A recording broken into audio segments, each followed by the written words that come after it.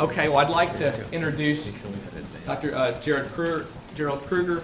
Dr. Krewer is Professor Emeritus at the University of Georgia, and he's internationally known for his work with blueberries and other crops, and we're real pleased to have him here today. He is now operating his own operation, organic farm. What's the name of it? It is Harriet's Bluff. Right. Is it in Georgia or Florida? It's in Georgia. It's in Georgia. And just very knowledgeable, great guy. We've had the pleasure of being able to travel around with him a little bit and talk to some growers in Virginia, and just extremely knowledgeable. So he's going to share his experience with organic blueberry production today. Thank you. Thank you, Chris. It's a pleasure to be back at Virginia State. Fantastic institution, and what a great conference you have going on here. I have a lot of slides, and so I'm going to go through them very quickly, a lot of technical information, and they're going to post them on the web at some point, so no need to take notes. You can refer back to the website when we get it posted. Today I'd like to talk about some of the points that Gary Pavlis mentioned, but more from a southern perspective, as well as the various organic cultivar selection, fertility, weed control, insects, and some of my own personal marketing experiences this year.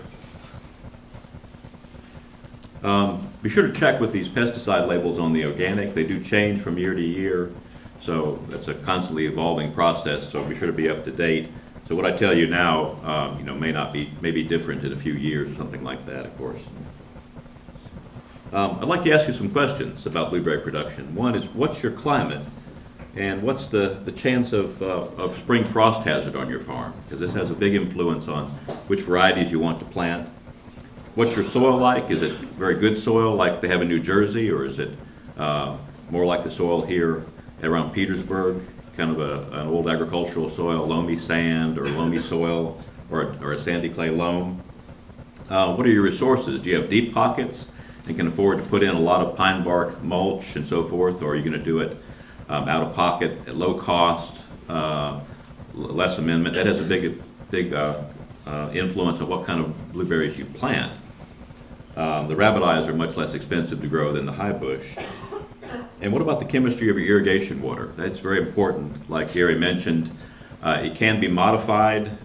Typically, if you're a regular producer, if you have a high pH water, we will change that with sulfuric acid injection. If you're organic, you can inject citric acid, or more typically we just put the sulfur on the ground. And you can do that for regular production as well. But most of the big operations in Georgia, they're pumping out of a limestone aquifer now, will have an acid injector, and they'll keep the pH at around 5.5 constantly. And that works beautifully for blueberries.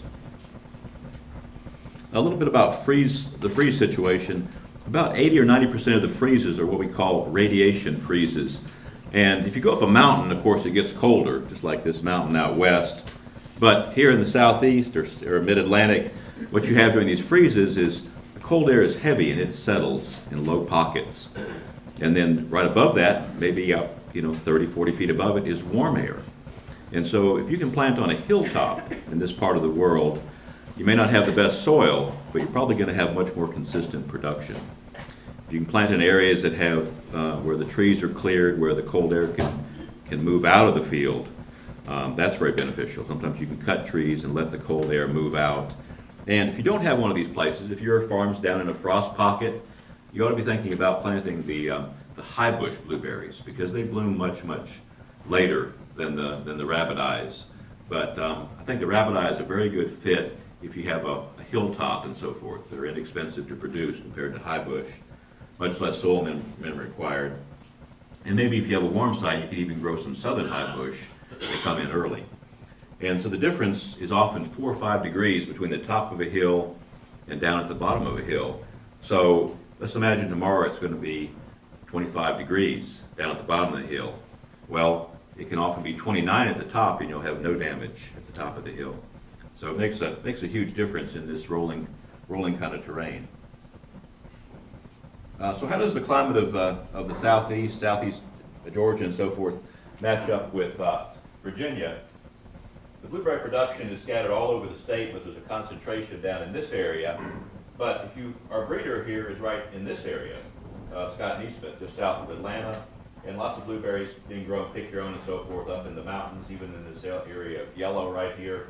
And that band of climate goes right on up into Virginia. So most of Virginia, the Atlanta area is about like this area, Virginia, and then north of Atlanta is very similar to the area just west of here, and then you get up into the mountain area, which is similar to the mountains of Virginia. Another picture how those climate belts follow along. What about chilling? Winter chilling is a situation that we're concerned about in South Georgia. This year we only got about 500 or 600 hours, so in other words, we can't grow northern highbush. They need about 1,000 hours of chill. But you get plenty of winter chill in Virginia, over 1,000 hours, so you can grow all the different types. What about extremes in temperature? If you go out into the mountain area of Virginia, sometimes it can be below zero. And this area where this purple is, this would be an area for highbush blueberries, probably exclusively. Probably not a good area for rabbit eyes, probably too cold in some of those areas, but the areas of white and the light blue have good potential for rabbit eyes, I think, as part of the mix that you'd be growing. So how does this chilling thing work? It turns out that if you get winter chilling early in the year, maybe October, November, and then you follow by heat units, warm winter like we're having this winter is a good example, then you get bloom too early and you have the potential for freeze injury. So what's a safe date in this area? These climate bands, of course, kind of follow the Atlantic, but here you get up into this area. This is the 32-degree temperature chart, and it looks like maybe late March out on the coast, early April, mid-April in the Richmond area is your average frost-free date. The good news is blueberries will take a lot more than 32 degrees. This is for North Carolina. One other factor before I move into that. What about heat? This is a factor, and Gary alluded to it. It says blueberries don't like it over highbush over 90 degrees. And if you look at this, there's kind of a hot area that extends up the eastern seaboard in here. So heat may be a factor in midsummer with the highbush. They may not grow as well when it's above 90 for a number of months, kind of shut down. The rabbit eyes and southern highbush, they love the heat. They'll just grow right through it. So we got these three different types or species of blueberries we can grow. You can grow the southern highbush. Unfortunately, most of these are pretty low chill, 400 to 500 chill hours. And we were over at Dr. Raffy's plots yesterday, and he has some legacy. So it's a mean bud stage of 4 right now. They're starting to crack open. It would take probably 25 would be okay with just minor damage, but if it got down to 20 right now, that would really mess them up. So, but they're season starters, so they may have a use with frost protection. Maybe if you're on top of a hill, maybe if you're interested in tunnels, you might grow these low-chill southern highbush, which are a cross between northern highbush and a species from Florida. Very good quality. And O'Neill and Legacy are probably some of the better ones for this area. Then you have northern highbush. They need high organic soil, like Dr. Pavlis mentioned. I'll go into that in some detail, what the minimum is. They're up around 900 or 1,000 chill hours. And we saw some yesterday. They're at bud stage, average around, Duke was about 2 to 3, still pretty tight. They could take some really cold temperatures still right now. Then the rabbit eyes are sort of intermediate in between 550 to 650 chill hours. And so they were at bud stage, averaged about 3 for powder blue, Premier 3.5. So they're starting to crack open. They can take still take a lot of cold with minimal damage. So those are the 3 types. And probably you want to, unless you have a really good site, you want to grow maybe just a few of these to start the season, or maybe on the hilltop if you're in southeast Virginia. And then rabbit eye could be grown in southeast Virginia, probably on a big scale on top of a hill. And then if you're in a frost pocket or if you're in the mountains, you need to look at northern highbush probably for the bulk of your acreage.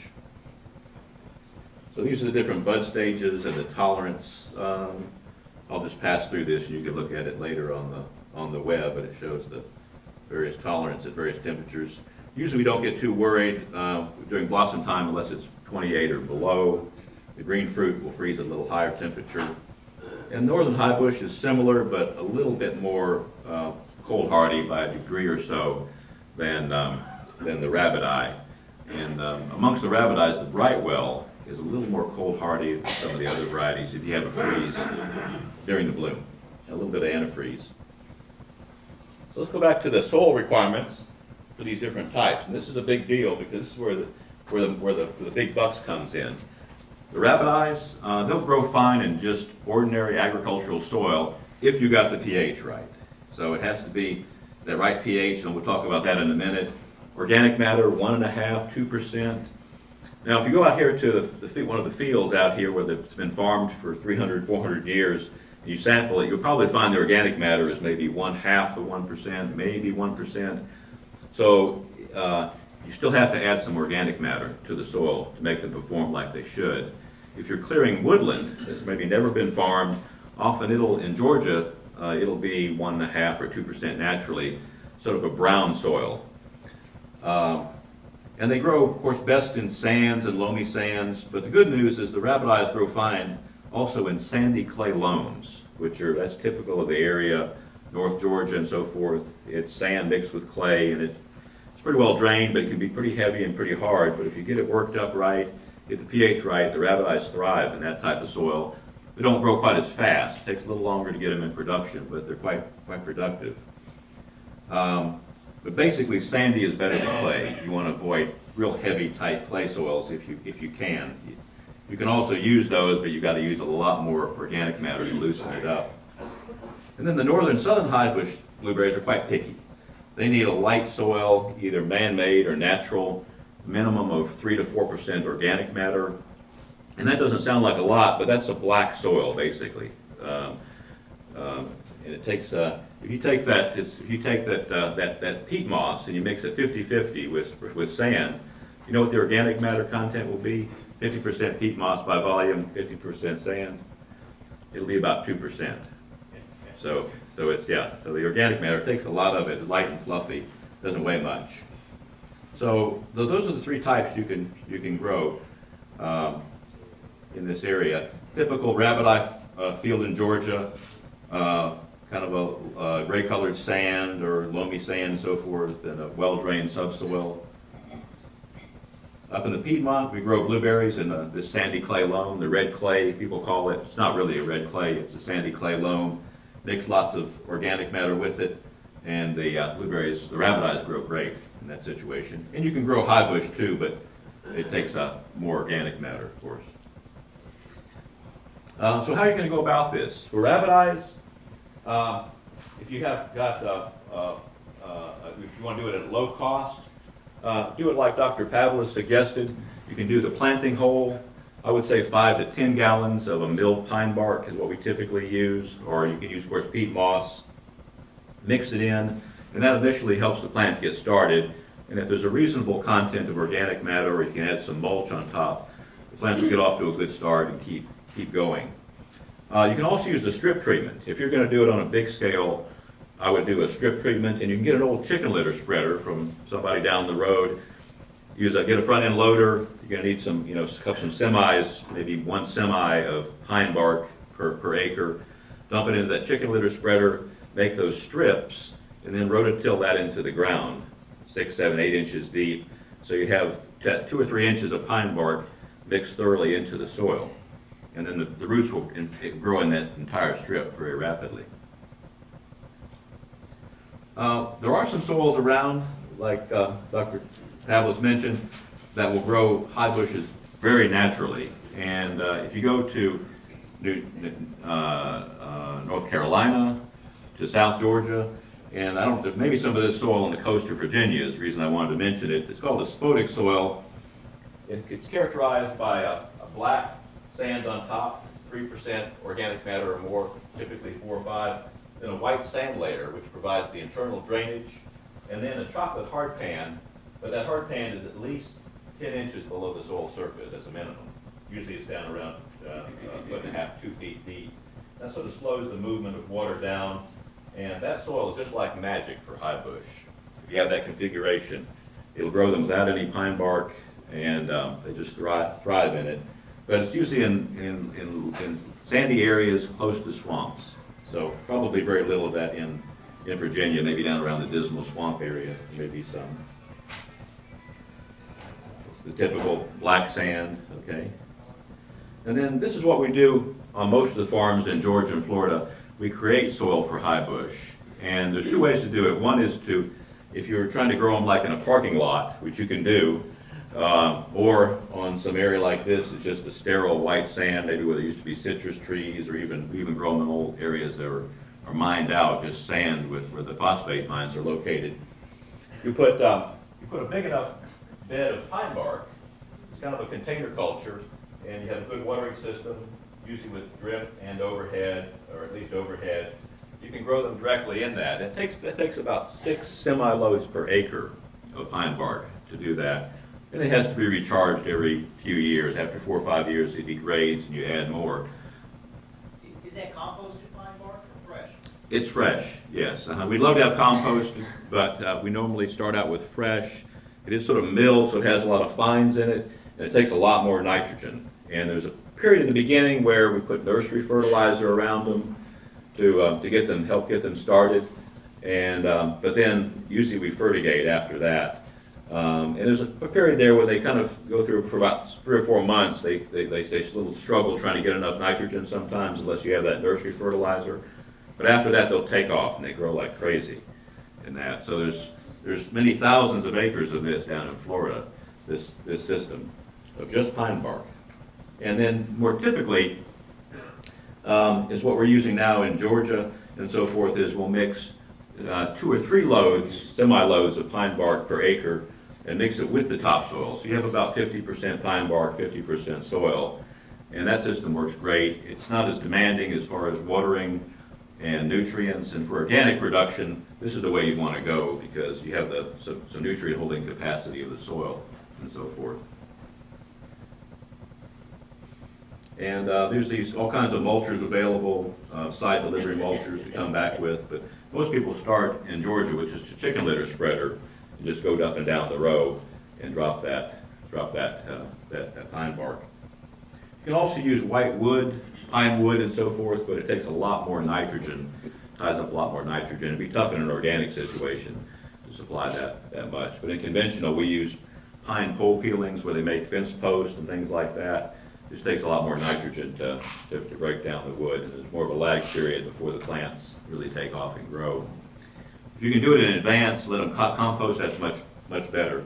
You can compost it in the ground or in a pile, but usually we just put it out and then we plant. We do get benefits, particularly in organic situations, from the soil. So you get about 10 pounds of nitrogen per acre per year for each 1% organic matter. So if you have a lot of organic matter in the soil, that's pretty significant. You might get 70 pounds of nitrogen just from the organic matter. And that's an important part. Pine bark is the standard in Georgia for an amendment. It has a great pH. It can be used both to aerate the soil, because it loosens the soil, or it can add organic matter, add water holding capacity, so it works for heavy soils or light soils. And it has a lot of lignin in it, so it breaks down relatively slowly. If you're growing organically, you would need to add nitrogen to it, probably 50 to 100 pounds of nitrogen, probably as feather meal. It's about your lowest cost or organic nitrogen source, but of course you can use urea or ammonium nitrate in a conventional situation to help break down that pine bark. Target pH, as Dr. Pavlis mentioned, 4.5 to 4.8 is ideal. That's a really sweet zone. They seem to grow fine, though, anywhere in Georgia from 4 to 5.2. Above 5.2, you really start to see iron chlorosis showing up, and it gets progressively worse. And sulfur, flowers of sulfur, curled sulfur is the material of choice for adjusting that before you plant. And most of the blueberry bulletins have some charts and so forth that tell you how much sulfur to add. Or I can get up with you later. We can calculate it. We try to avoid sites that maybe have a lot of chicken litter on them. If the phosphorus is real high, sometimes it ties up iron. Particularly if a lot of eggshell, like it used to be a layer operation where they spread a lot of chicken manure from a layer operation. Be careful about those kind of sites. And these high calcium soils, if it's been limed heavily for row crops, you can drive it down, but you got to keep working on it. Like Dr. Pavlos mentioned, you want to check it a couple times a year, and most people have to put out sulfur twice a year. And when we put out sulfur, we'll put out this prill stuff. We'll use about, you don't want to go over to about 300 pounds per acre at one time once the plants are established. We might put down, 700 pounds at the beginning and rototill it in. Afterwards, we do these strips, and since we just planted part of the area, we typically, if it's high bush and the roots are just in that organic material, we'll just do that strip. We'll do, doing 300 pounds broadcast, that's 100 pounds of sulfur in that 4-foot wide strip, because in the high bush case, our roots are just in that bed. They're not outside the bed if it's an agricultural soil. But when they hit to that edge of that old ag soil, they just stop. So now rabbit eyes, they'll, that you want to sulfur the whole thing because the roots will grow everywhere on a rabbit eye over time. At least do that strip and then widen it out. Irrigation water 5.5. In organic situation, most people are using the prill sulfur, but you can also use citric acid. One guy in Florida is doing that, and some other guys are investigating these sulfur burning machines. They've just been approved for organic use, I understand, and you're making sulfuric acid by burning sulfur, and those are used a lot in California for organic production. Phosphorus pre-plant, I would put down some bone meal if it's low, get it in the soil. Bedding, very, very important for blueberries, because you want to prepare for the wettest year in the next 15, 20, or in the case of New Jersey, 75 years. So, but in Georgia, plants don't live so long. The southern high bush live about 15 years, the rabbit eyes 30 or 40 years. So, but we would like to plant for the wettest year in the next 15 years, and we handle this by bedding. Putting a raised bed. It may only be 6 inches high if it's a fairly well-drained area. If it's really swampy, we'll have a bed a foot high. We use some of the forestry bedders and make this huge bed. The bed needs to be wide, too. It should be 4 foot wide at the base, so you have a big type of container, a pot, and kind of flat on top to catch the rain and so forth.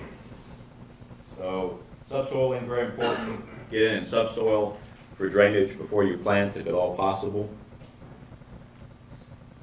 And bed on top of that. And if it's a wet site, we really like to have a water furrow in between. So this bed should really be larger than this. Right in between, every row has its own little drainage canal. So we'll dig down another 6 inches and make a little water furrow to further drain out. And pay big attention to the slope. If you only have a 1 or 2% slope, we usually go down the hill. If it's very steep, we'll do it at a herringbone design, so you have a 1 or 2% slope on the rows. If we have the option of going in several directions, we like to have the rows north and south, because then each side of the bush gets the morning sun and then the afternoon sun. That's ideal, but really the overriding factor is drainage. So sometimes we have rows east and west if we have to for good drainage. And if it's a soil that's perfectly well drained, you don't need a bed. But in Georgia, we almost always need a bed of some kind, small bed or a big bed. One thing I want to touch on planting. If you're getting containerized plants that are root bound, pot bound, if you don't tease that root out, they'll just sit there. If you pull it out, it's like a plug. They'll just sit there for several years before they start growing. So you want to break up that root system. If it's badly pot bound, cut the plants back severely. We cut off 1/2 or 2/3 of the top, and then we just barely cover them with soil. When you plant them, you just want to put about 1/2 inch or an inch of soil above this. It's not a tomato. They hate to be planted too deep. They like a lot of oxygen.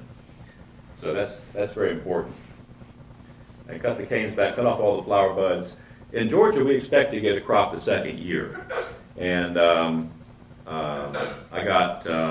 planted, I got about 1,500 pounds per acre in the second leaf. We have a long growing season. And here, you might be able to get 500 or 1,000 pounds in the second leaf, depending on the variety and how well the plants grow off. But we expect to plant a bush and it to be 3 or 4 feet high in 1 year in Georgia after one growing season. So that's with fertigation and so forth. But you can do it with organic too if you have enough regular applications of fertilizer. But if the plants are small and haven't grown well, cut off all the flower buds, like Dr. Padlas mentioned. A little bit about organic cultivar selection.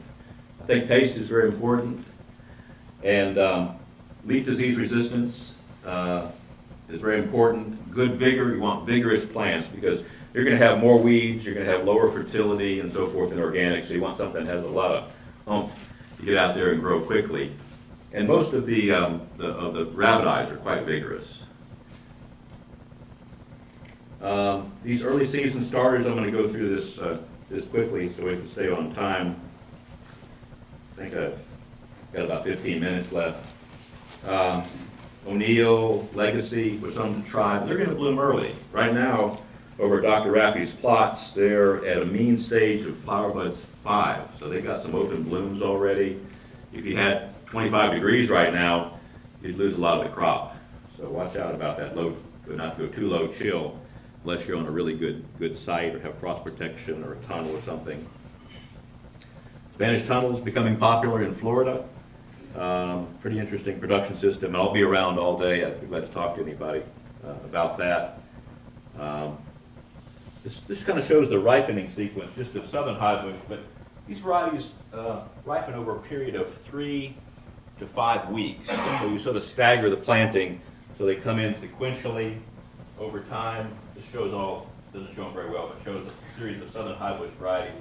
We stagger it so we have a continuous flow of blueberries coming in for a long period of time. Legacy, wonderful southern highbush variety, great flavor. Then the rabbit eyes. Lots of acreage of these in Georgia. They've had a breeding program since 1944, and North Carolina's produced some great rabbit eyes.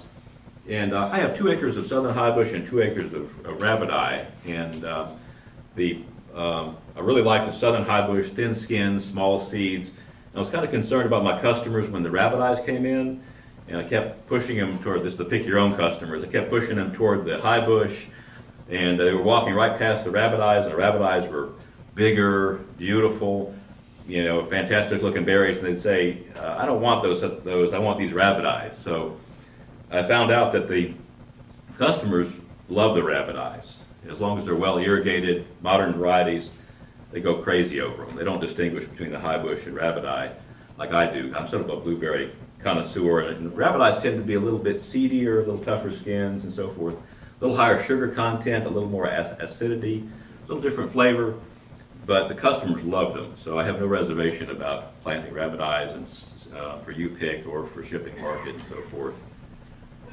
But they do need to be well irrigated. Premier, early season one, that starts in late May in Georgia. Here, I guess it would be maybe a month later, late June probably. Brightwell, powder blue. Tiff blue is one we don't plant much commercially anymore, but it blooms fairly late and very vigorous and productive. I think it has a good fit for organic up here. One called Ira, which is was developed in North Carolina. I don't know much about it, but it has a reputation of never freezing out, even in the Piedmont of North Carolina. So I would definitely get some of those to try. And if you want to go late, Ochlocny. You can have berries here probably all the way through August by planting these late rabbit eyes. They're very late in the season. This is powder blue from North Carolina, great variety. And these are right now at a stage of around, as I mentioned, 3 to 3.5 on the bud scale. So they can take quite a bit of cold right now. You can have a pretty bad freeze right now, maybe 25, and have just minor damage, that kind of thing, at this point in time, right here in Petersburg. But the northern highbush are gonna bloom out quite a bit later. They're at stage, around 2, bud stage 2, quite tight. They'll be in full bloom in about a month from now, it looks like. And this is the New York list suggested for organic.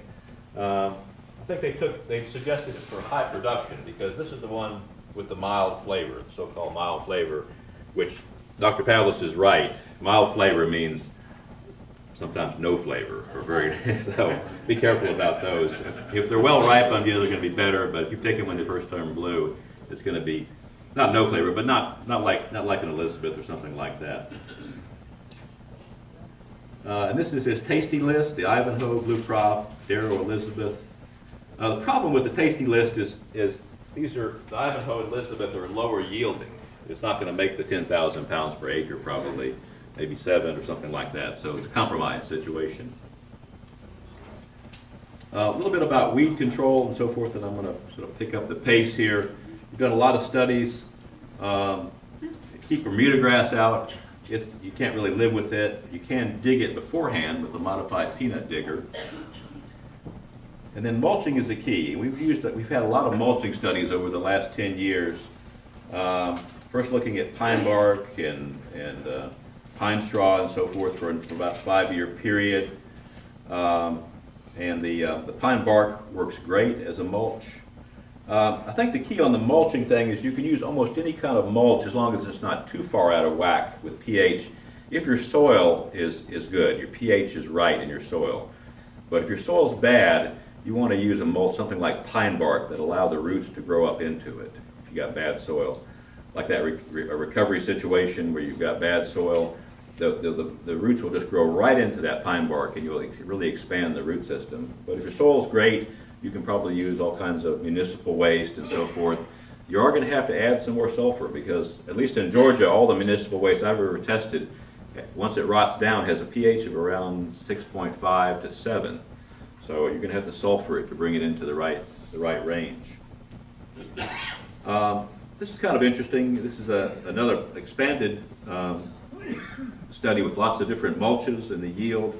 Pine bark and wheat straw in this 3 or 4 year study were quite good. And we have a lot of organic growers using wheat straw now as a mulch. You get quite a bit of nutrients out of it. It's become fairly popular. We also looked at the weeding times for all these different mulches, the synthetic landscape fabric, the ground cover, which is the woven material, and so forth. And what's nice about some of the mulches, like the pine bark, you can run a rolling cultivator alongside and do most of the weeding, and then you have just a little narrow band. And with the fabrics or with the plastic, you got to stay away from that, of course, because if you hit it, it'll wrap up in the machine. But the life of these things, the pine bark lasts 4 inches, lasts about 2 to 3 years in Georgia. I would expect 3 to 4. 4 inches lasts about 2 to 3 years in Georgia. Virginia, probably 3 to 4 years. The white on black plastic mulch will last about 3 years, but you can get a heavier grade now that should last 4 or 5 years of the white on black plastic. You can get a 3 mil. That's just, you can make a pair of breeches out of it or something. It's so tough. The woven ground cover, 4 to 6 years. Wheat straw and pine straw, they deteriorate pretty quick, but the wheat straw is relatively inexpensive. And hoeing, you need to have some good equipment. You need something like some good eye hose. Your regular hose you buy just won't cut it with all these tough weeds. You need a stout hoe, we call them eye hoe or SCOBY hoe, that you can really pry these weeds out of the ground when you're working. A wide hoe, and then I use this flamer around the edge of my field, underneath my deer fence and so forth. It's quite a handy tool, but you can only do it when it's really, really wet, because several times I've set a lot of stuff on fire. Yeah. Pine bark mulch, and here you can see the rolling cultivator has been run alongside, so not too much hand weeding required. Pine straw, wheat straw, becoming very popular. Woven ground cover, a lot of organic growers using this material. And then some are using woven ground cover on the sides. In the middle is a little mulch strip where you can throw the sulfur and the fertilizer without having to open it up. Another system. Here's a new machine from Florida, a remulcher. So a guy invented something. He uses a 3-foot strip. He can plow this down alongside after his mulch deteriorates, or if he wants to put on mulch and this is the net result. He puts down one side, then the other, and then pins it together. So, but that mulch, those plastic mulches generally need to be buried with a machine and pressed down very, very thoroughly. The solid plastic mulch is very popular in Georgia, either black or white on black. White on black is better, less insects, and cooler in our climate. And this is what I'm using on my farm. It forms a root barrier, so it keeps a lot of roots from growing into the bed. The white on black plastic is very significant. I do use some organic burn down materials. This is not my farm, but if it's really hot and you're really desperate, you can go alongside that edge of that plastic with these organic burn down materials like the clove oil and the citrus oil, and it'll last a week or two if conditions are right. So it's a handy little tool, but pretty expensive. Also, vinegar can be used up to 8% acetic acid legally. The rolling cultivator is the key for me. We bought one of these machines for our research plots, and this is the hillside cultivator that has several gangs, and it does a lot of the cultivating on the sides of the beds, adjustable. And this is what I'm actually using. This is a homemade version just with one gang right here, and I've actually taken this one off now. I'm just using this one now, and I can run at very high speed and get very close to the plastic. This is what my farm looks like. This is the first year. See the rolling cultivator running here. Here's my white on black plastic mulch. And this is what it looks like last fall. What type of soil is that? This is the spodix sand, the black sand. It's Sapelo sand is a series. Is that on the coast? Close to the coast. And that soil is around the Okefenokee, goes inland, and it's along the coast. And it's the same kind of soil they have in those Carolina bays in North Carolina. But this will grow the high bush. That's high bush right there without any pine bark. It's about 5% organic matter. So, fertilization. Gary talked a lot about this. I'm about out of time, so I'm just going to touch on a few things. In Georgia, the rabbit need about 60 pounds of nitrogen per year. The southern high bush about 90 to 120. So I think you'd probably be somewhere in between, because in New Jersey, you only need about 60 pounds of nitrogen a year. No, that's a minimum, I think. Minimum. Okay, so it's closer, not too different. Yeah. So that's a big difference. That's double. So I see a lot of fields where if you're, the rabbit eyes just need a little bit of fertilizer. Southern high bush need a lot more if you're going to get them and keep them growing vigorously. Sodium nitrate. I haven't used any of that. We have some growers, organic growers, injecting a little bit of that, but it contains sodium and nitrate, neither one of which are the best for blueberries, but some people do use it, give a little kick. You can use up to 20% of the requirement from that. I would be very cautious about that material. Phosphorus, 30 to 60 pounds per year is usually needed. Potassium in Georgia, 60 to 100 typically, but refer to the leaf samples. I would do that at least once, maybe twice a year.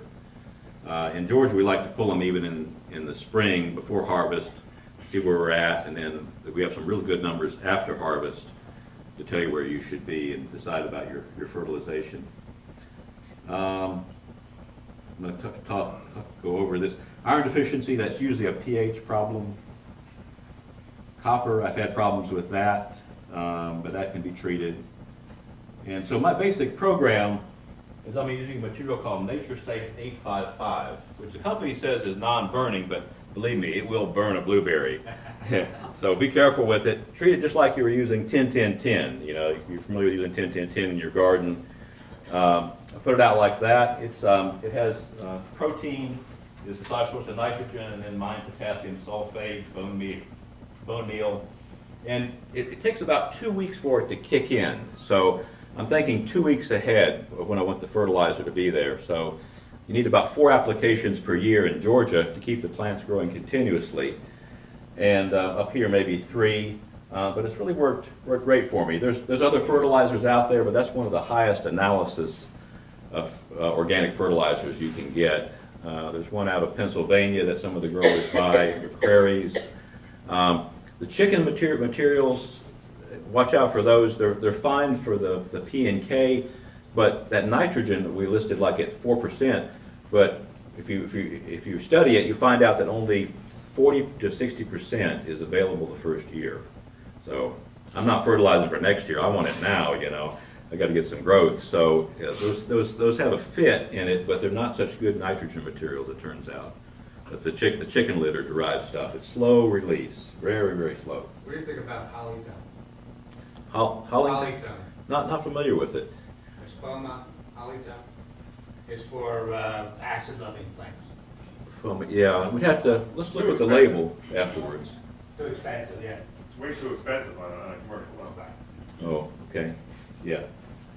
So, That's good for a homeowner. you know, yeah, a little bit about what I've had to do is I put out the nature safe. I've injected the micros, the copper, the manganese sulfate, the borax, 20 multein borax. That's all based on leaf samples. I look at those. I have a little injector, and I can inject that, you know, a pound or two per acre, whatever's needed for my micros. And this is the result. This is the high bush at the end of the second growing season, and the rabbit eye. They've done great. A little bit. I think I'm out of time, so this has the scouting part. I'm going to go to just to the end. Should I go to the end? Yeah. Go ahead. Continue. Okay. All right. A little bit about what I'm doing as far as insect and disease control.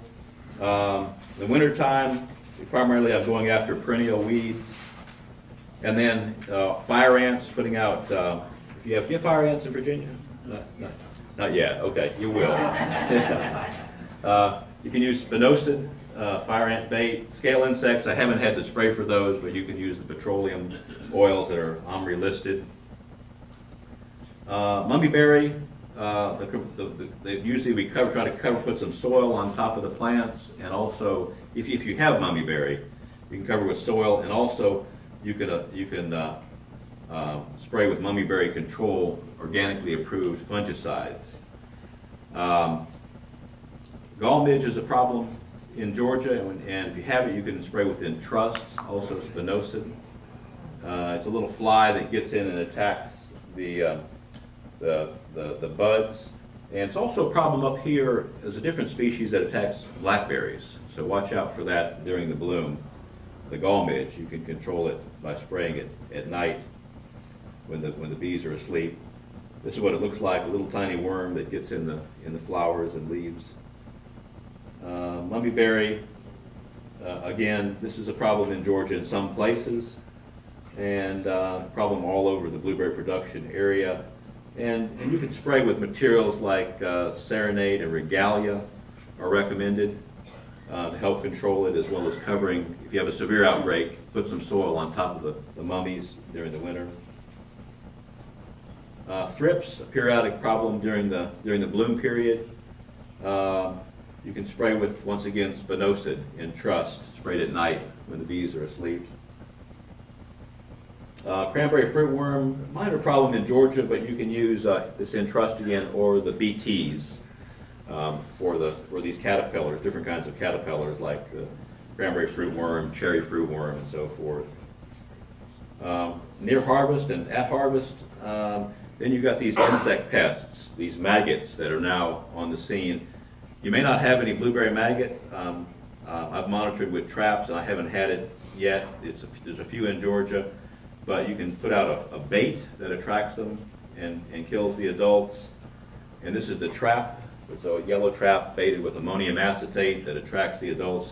If you know you have them, then you can put out the bait with the organic insecticide. So you need to be monitoring it. And this one is a real nasty thing. That's a new pest in the area, the spotted-winged Drosophila. It's a fruit fly that has a sharp ovipositor that can saw into sound fruit, and so it lays a little tiny egg. It's a very tiny little maggot. Fortunately, very small. Probably a lot of them get consumed. So, but if you have a lot of them, if they find it in the pack, that would be bad. So there's these little traps you put vinegar in, apple cider vinegar. They go in there. You can catch the adults and know that they're there, and then you can spray with the organic insecticide. The Entrust is the best material, but they're expensive. That's about $65 an acre. So My plan is to monitor, and if it shows up, I'll start spraying. If not, maybe I can sail through another year without the spotted wing Drosophila.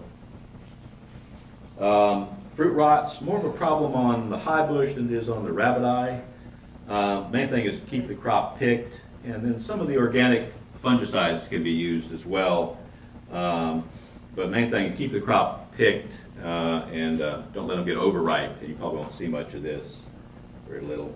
After harvest, we have lots of leaf spots, and typically what the growers are doing is they're putting on fish oils.